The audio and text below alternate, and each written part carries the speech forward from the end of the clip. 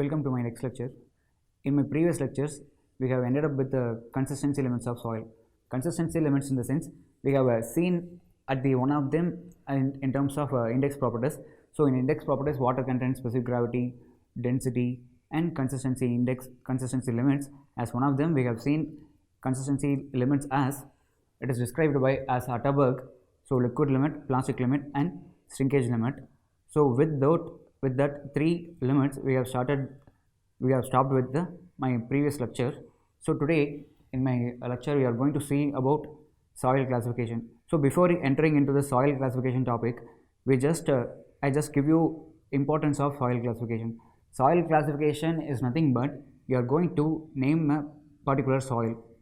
So as you know, as we are seeing the surface, all these soils which are produced, whatever you are seeing at the surface, which has age of millions of years. So for example, at the top surface you may see sand layer, so below which there may be a clay layer, and below which there may be a gravel layer, and below which there may be a sand layer or silty clay layer or whatever may be. So likewise, while going deeper towards the center of the earth, there is a changes of different strata. So what is the change of this?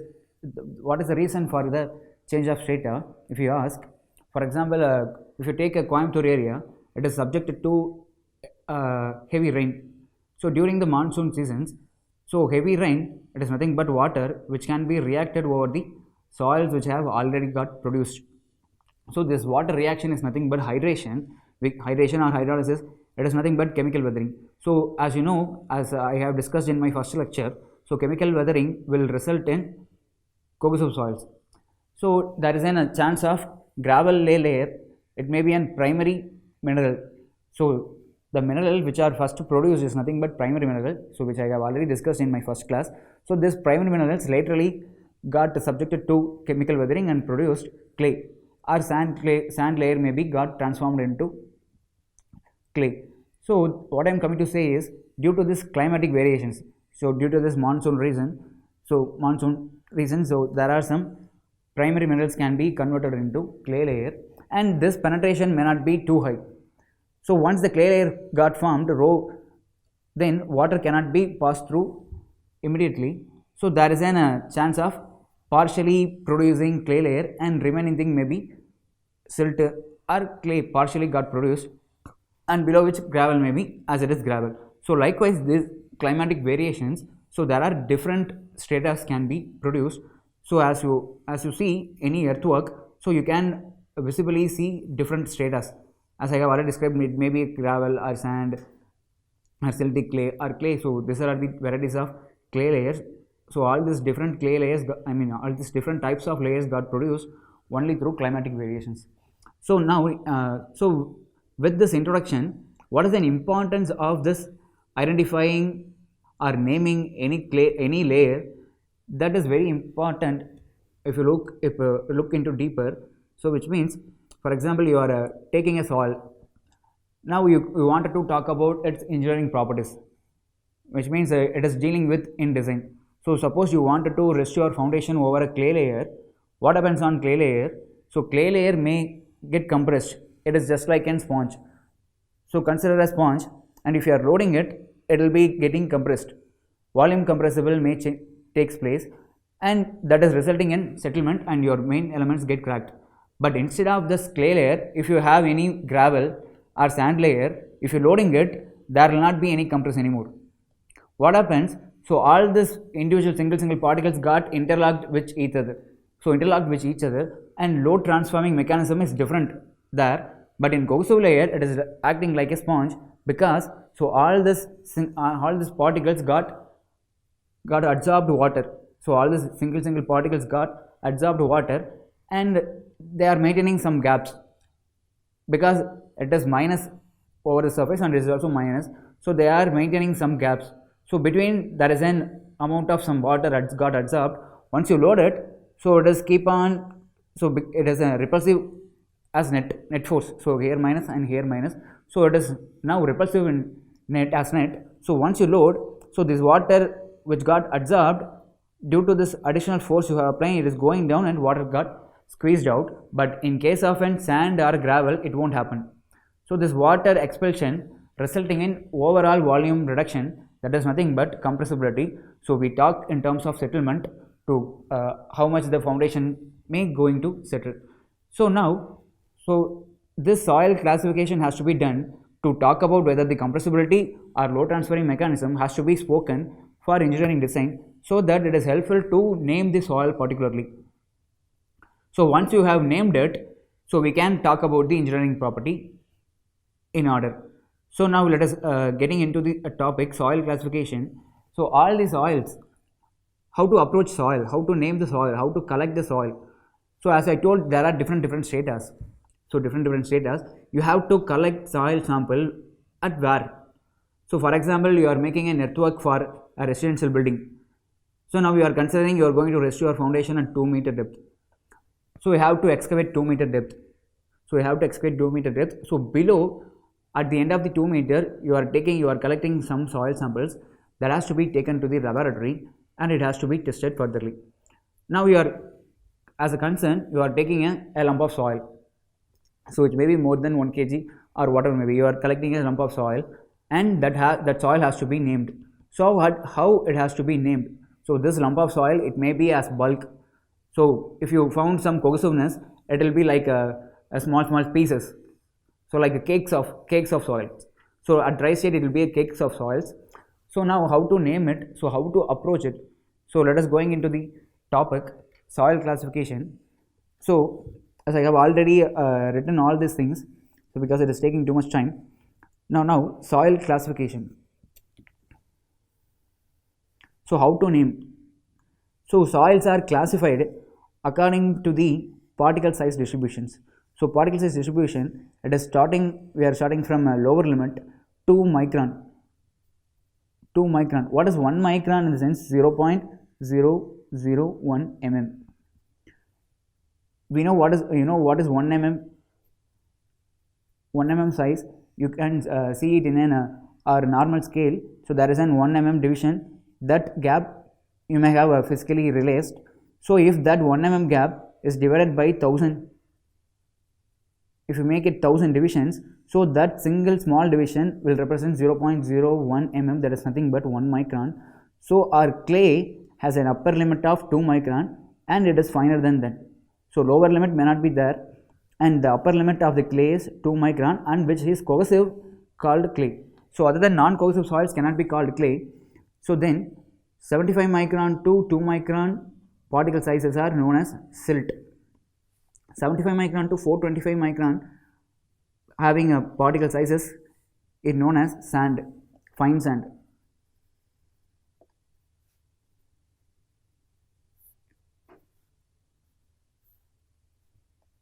So in the broader way, 75 micron to 4.75 mm sizes are nothing but sand. So in which 75 micron to 425 micron are fine sand, 425 micron to 2 mm are fine medium sand, 2 mm to 4.75 mm are known as coarse sand.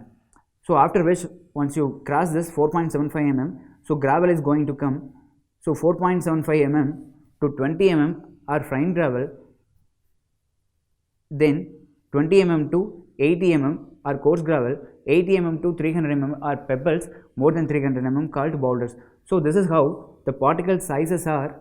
So based on this particle size distribution, we are naming it according to clay, silt, fine, medium, coarse and gravel, pebbles and boulder. So we stop with gravel. So this is our mainly concern. Now we are coming to the broad classification. Now, fine grained soils and coarse grained soils. If you take a 75 micron sieve, and allowing your soil which you have collected at the field, allowing your soil to pass it. So if it is in very dry state, so whatever the soil which is passing through this 75 micron sieve are fine grained soils. The soil which is passing through 75 micron sieve are fine grained soils, which are retaining over this 75 micron sieve are coarse grained soil.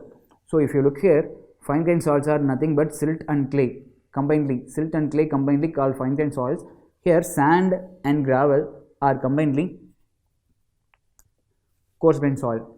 So now our broad classification is starting from here. So we have a sand and gravel. So this can be spoken as an coarse grained soil classification, and silt and clay can be talked as an fine grained soil. So now, broad classification, coming to the broad classification, how to, when you have to go for coarse grained soil and when you have to go for fine grained soil. So we are starting with that. So when you have to go, that is a question. So what is the answer? If you take 1000 grams of soils,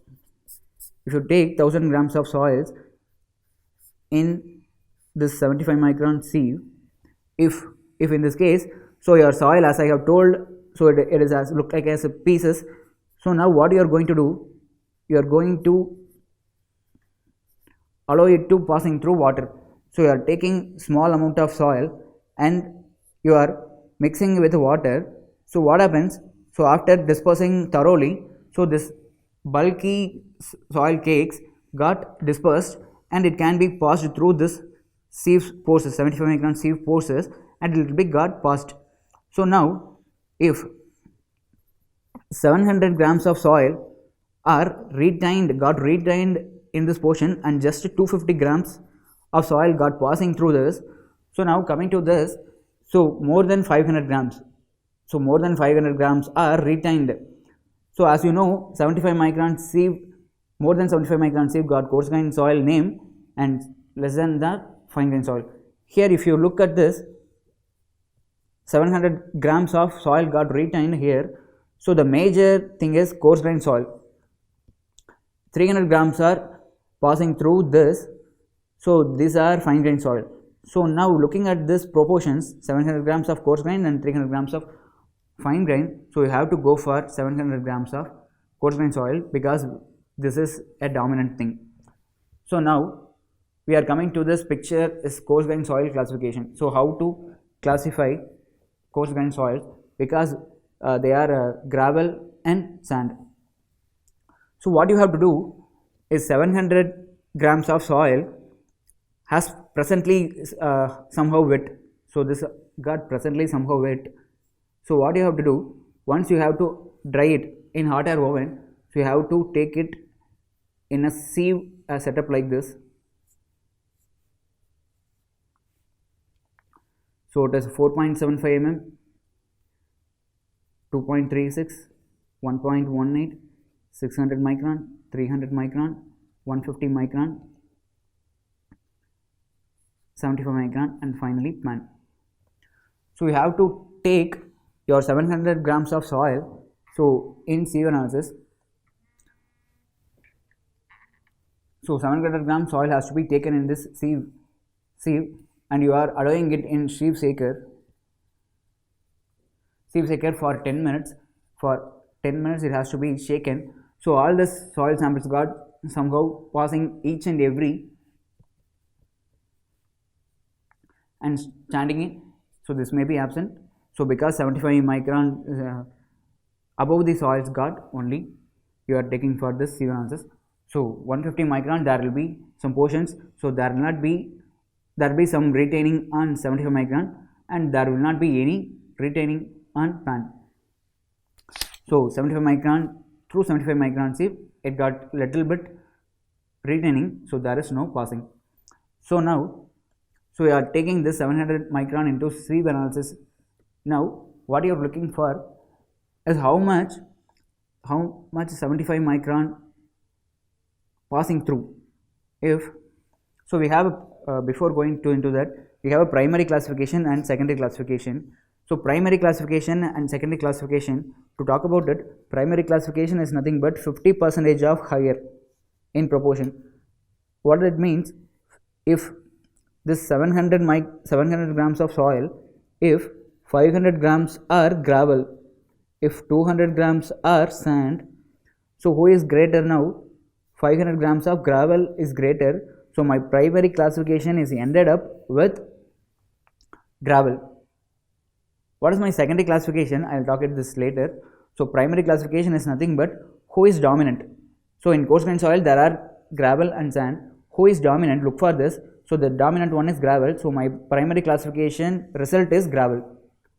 So secondary classification I will talk about later. So now coarse grained soil are, then you have to go for looking of fines, because this fines can, as I have already described, in coarse grained soils, this fines can give some influence of this behavior. It can change the influence, it can change the behavior. When fines are greater than 12 percentage, it may be compressible. When fines are lesser than 5 percentage, there will be no need of talking about compressibility. So the load transferring mechanism is entirely different. So when fines are greater than 12 percentage, so we have to talk about somehow the compressibility behavior as well as the plasticity. So it is going to be coming into picture. So now let us discuss this. So this fines are lesser than 5 percentage, which means only 50 grams of soil, lesser than 50 grams of soil got passing through 75 micron in 1000 grams. So in 1 kg sample you have taken and less than 50 grams of soil got only passed through 75 micron. So you have to come to this fines lesser than 5 percentage. So my primary classification, as I told, gravel, this first letter G represents gravel. So before that I have to tell this. So gravel symbol is G, sand symbol is S, and silt symbol is M, and clay symbolically is denoted by C. So clay C, M sand, sand M silt, S for sand, and G for gravel. So my primary classification, as I described here, it is gravel.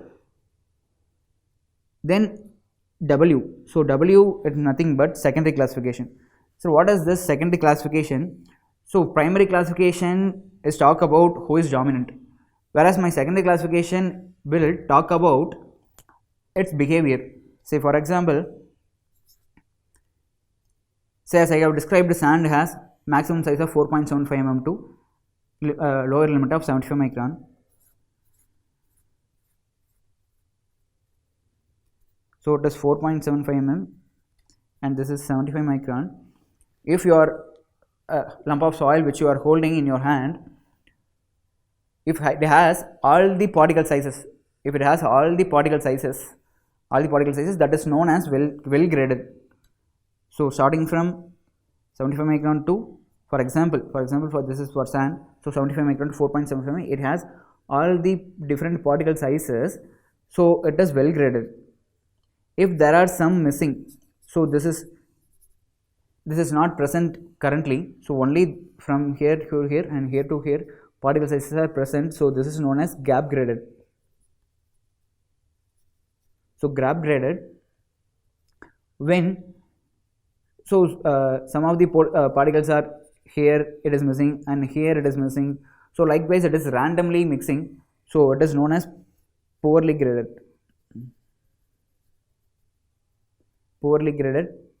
Whether it is maybe a sand or it may be a gravel. So now primary classification is based on who is dominant, whereas my secondary classification is based on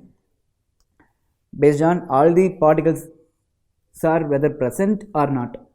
So with all the particle sizes ranges are present, that is well graded gravel, and if it is, it may be like this, so gap graded or randomly present, so that is commonly called as poorly graded. So once you this is primary and secondary, once you read this, you have to come from back to front. So it is well graded gravel, it has to be named like we should talk like this. So well graded gravel, poorly graded gravel. So likewise, so which is when less than 5% of fines present. So these are the two possible things, 1 and 2. If my fines are greater than 12%, so what you have to call, you have to name it with, you are accounting the behavior of clay and silt, because so this coarse grained soils exhibit different behavior and this fines will exhibit different behaviors, so you are calling with that. So how to find this? So how to find this also? So let me explain this. So this well graded and poorly graded, so by just seeing in your hand, you cannot name, you cannot say whether it well graded or poorly graded. By at the end of this sieve testers, you are transforming into as a graph. So particle sizes in mm, so this is in log, semi-log graph. So here it is in semi-log. So it will be like this. Say it is in 0.001 mm, 0.001 mm may come here, 0.001, this is 2, 3, 4, 5, 6, so it is 0.01 mm, so likewise 0.1 mm, 1 mm and 10 mm, so like this it may come. So for example, at the end of the sieve result you get a graph like this. So if you get graph like this, this is called well-graded soil. So how we are telling this in the sense, so starting from this 0.01 or 75 micron to gravel, up to some gravel ranges, what we are saying, so this sizes of particles are 10% present. So then, so this particles got 10% present, so this percentage got 10% present, so this particle sizes got 10% present. So all the particles, all the sizes of particles got present at regular proportions, 10%, 10%, 10%. So from through which you can say this is an well-graded sample. So now if you go for example, now if you get a graph like this, so this particle size, say for example 7 mm particles and this is 0.2 mm. So 7 mm, how much it is present? 40% it is present, and 0.25 is 40% present. So now 7 mm to 0.2 mm particles presence is 0%.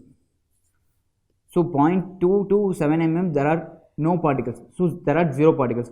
So this horizontal curve represents there are no particle sizes having this sizes. So there are no particles having this size. So it is horizontally, you get horizontal curve. So that is gap graded. Now you get a very steep. Slope. So for example, this sizes is 100% to 10%. So 90% of soil are same sizes. So if you get a different graph like this, so if you get a different graph like this, so that may be it is a randomly got graded, so it is poorly graded. So you can find these things as, so by seeing this graph shape, so you can say whether the soil is well graded or poorly graded or gap graded or uniformly graded. You can talk about this by just seeing the shape of this graph obtained. So at the end of the sieve analysis, you are transforming in the result in terms of by taking x-axis particle sizes and y-axis percentage finer. So there is a quantity of soil, it gas passing through this sieve. So how much it gas passed? 50%. So it is a meaning of 50% of soil is finer than this sieve size. So that is a meaning. So otherwise, in other terms, we can also talk this graph in terms of some numerical answers. So D60, D10. So D60, D10 are nothing but if you're taking a 60% and making an horizontal line, and while coming to this, it is meeting with 0.01 mm. So which means, so D60 is a size below which there are 60% of soil is present. So that's the meaning of D60. So D10, so there is an 10% of particles are finer than this size. So that is the meaning. So you get Cu value and Cc value as D30 square divided by D60 and D10 as explained as it is in 30% finer. So if you get these two values as answer, so what happens when Cu value is greater than 4 and Cc value lies below 1 to 3, so these are the two conditions. If these two conditions got satisfied, that is known as well-graded gravel. If any one condition is fails, that is coming out as a poorly graded gravel. So it is very simple. So these two conditions has to be satisfied to call it as a well-graded gravel. When at least one of the conditions got failed, it cannot be well graded, so it can be called as a poorly graded gravel. So it is about fines lesser than 5%. Now while going to the fines greater than 12%, so you cannot use this graph. Instead we are using a graph which is Atterberg, which is described by Atterberg, so you can be called it as an A line. So we are having a linear line formula, IP equals to 0.73 multiplication with liquid limit minus 20%, whereas we are taking a liquid limit in x-axis and IP in y-axis. If you substitute liquid limit as 20% here, you get 0. So at 20% it meets with 0. At 20% it meets with 0. So if you put 30%, you get some value. So likewise, we are developing this A line. We are developing this A line. So above the A line and below the A line. So we have above A line and below A line. So now, so when your soil sample contains some fine, it has an ability to possess some plasticity. If my plasticity index value is less than 4, IP is less than 4, IP is greater than 7. When my IP is less than 4, it has to be talked with silt. So primary classification is gravel and secondary classification we are talking with silt. And now it is known as silty gravel, as reverse naming silty gravel. So if IP is greater than 7, so this portion is clay. So this particular portion is clay. So you have to name it. It is exhibiting the clay behavior. So secondary classification is identified as C. So it has to be called as a clay gravel. So with this two, fines less than 5% and fines greater than 12%. So the same things are here. So for sand and for sand, so here Cu value changes. Cu is greater than 6 and Cc same 3. So here same, IP is less than 4, silt, IP is greater than 7, clay. What happens if IP is 4 to 7? If IP is 4 to 7, it has to be a dual symbol. It must be a dual symbol, which means like GMGC. So GMGC is a dual symbol. So likewise, you have to call when IP is in between 4 to 7. So I hope you have understand this coarse-grained soil thoroughly. So it is started with particle size classification, and you have to go for primary classification and secondary classification. Who is dominant is in primary classification, and secondary classification will talk about its behavior, whether well graded or poorly graded and uniformly graded. And if you have any fines greater than 12%, you have to it may exhibit some relative behavior here. So you are naming with silt and clay. So whatever the things I have described with here is same is applicable for sand, except this Cu value is greater than 6. So just keep in this mind. So let's start with this fine grained soil classification. So before which we are seeing coarse grained soil classification. So that is based on, so in general, whether it may be a coarse grained soil classification or fine grained soil classification, we have two methods to follow. First thing is primary classification and second thing is secondary classification. So in this fine grained soil classification, primary classification is nothing but who is dominant, so we have to name like that. So here we have an silt and clay. So 75 micron sieve, if you take 75 micron sieve and which is passing through, or combinedly we will be getting silt and clay. Now we have some little bit of confusion. Why? In the sense there are no 2 micron sieve. You cannot make 2 micron sieve. If you have 2 micron sieve, once you are dropping some portion of soil in 75 micron sieve, and some portion will be got retained in 2 micron. So passing through 2 micron are nothing but clay, and retaining on 2 micron are nothing but silt. So if you weighing it by and getting the proportions, say for example silt got 75% and clay got 25%. So this proportion you cannot get because we don't have 2 micron sieve size. So what you have to do? So to overcome this, we have a special test called hygrometer test. Our sedimentation analysis, we can see it is entirely flowing by Stokes law. So it is in very deep, too much technical content are present in this hygrometer test. So that is why I am skipping that hygrometer testing procedure part. So it is suggested by the IS code 2720. So you can refer that IS codes and you can come back to this classification. So hygrometer test is, it is nothing but it is an hygrometer it is based on time observation with specific gravity reading. So it is entirely based on Stokes law and sedimentation analysis. We have some assumptions. We have to take some soil samples of 0.2 mm, 200 micron of soil samples are only can be tested, and there is some portions of dispersant agents of 40 grams of sodium hexametaphosphate and sodium carbonate. So those parts will be there. So let me directly coming to this by skipping hydrometer test. What I am coming to say is primary classification.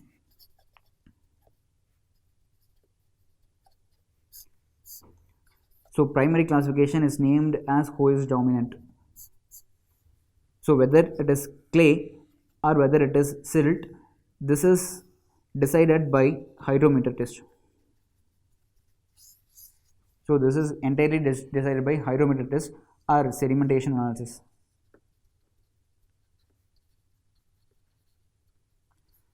So it can be named also as an sedimentation analysis and hydrometer. So at the end of this, you get clay proportion and silt proportion. So as a primary classification, it may be ended with clay, for example we say, and silt it is an M. So what is in secondary classification? This has to be discussed now. Secondary classification. So secondary classification talks about, so in previously in coarse grained soil it talks about gradation. Here secondary classification talks about compressibility as well as plasticity in nature. So whether it is compressible or plastic, whether it is highly compressible or low compressible or medium compressible, so that is decided based on this A line. Again we are coming to this Atterberg graph. So it is A line, so it must be starting from 20. So it is starting from 20. So now, so when we have a liquid limit in percentage here, so 35% and 50%. If you are doing liquid limit test and you got the respective answer less than 35%, that sample is L, low compressible. If you got liquid limit answer in between 35% to 50%, that is intermediate. And if you got liquid limit more than 60%, that is H, highly compressible, intermediate compressible and low compressible. So this is an secondary classification, explains about its compressibility as well as plasticity. So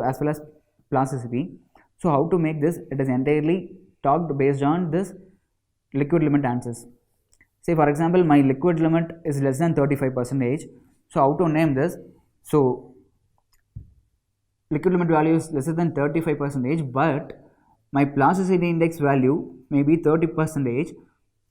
So my point lies here. Say my liquid limit is 20 and plasticity index is 30%. My point lies here. So it is this A line above portion is fully clay. So below portion is nothing but silt. So this point lies here. So that is Cl. So low compressible clay. If my point lies here, when I have a liquid limit 40% and plasticity index at somehow 60%, so it is intermediate clay. If my point is more than lies here, so it is CH, highly compressible clay. So likewise it is going. So if my point is lies here or as lies here, so you have to name it in different way. Say for example my point lies here, so it is low compressible ML, low compressible silt. MI, if my point lies here, intermediate compressible silt. So if my point lies here, so it is highly compressible silt. So it is maybe an highly compressible silt. So now if you look this portion, so now it is coming above A line and coming above A line, but if my IP value is less than 4, instead it is being above A line, it cannot be a clay, it is silt only. Now it is presently being here, so IP is between 4 to 7, so it has to be called with both in low compressible, so MlCl. So at this portion, if it crosses only, it can be spoke as an Cl. So here it is Ml. So this is the one I have to focus on it based on IP values. IP lesser than 4, IP greater than 7. So greater than 7 Cl, less than 4 Ml. If it is 7 to 4, it is MlCl. So with this classifications, so I ended up with this today lecture. I hope you have understand the soil classification entirely. Thank you.